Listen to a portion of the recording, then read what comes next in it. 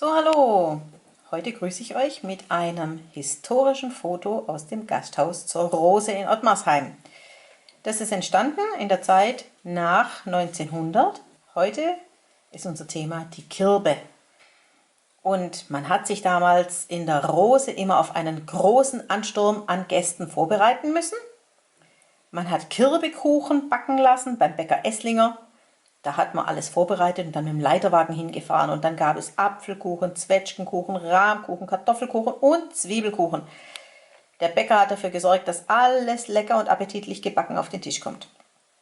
In der Küche, in der Wirtschaft wurden so lange Gänse gebraten und Wildbret zubereitet, Würste gebrutzelt und frische Schlachtplatten angerichtet. Man hatte ein Schwein geschlachtet und oft wurde schon am Kirbewochenende die ganze Sau verputzt, sodass man am Wochenende drauf gleich wieder schlachten musste, um Büchsenwurst einzumachen und Vorräte im Haus zu haben. Also die Ottmarsheimer Kirbe findet immer am 4. Sonntag im Oktober statt. Aber so wie es aussieht, können wir unsere Kirbeführung, die wir gerade vorbereiten, wahrscheinlich dieses Jahr doch nicht durchführen. Bleibt gesund, bis dann, tschüss! Hey Leute, hat's euch gefallen? Dann guckt doch öfter mal in meinen Kanal rein oder auf meine Homepage, da hat's ein ganz nettes Programm. Bei uns ist nämlich etwas Butter.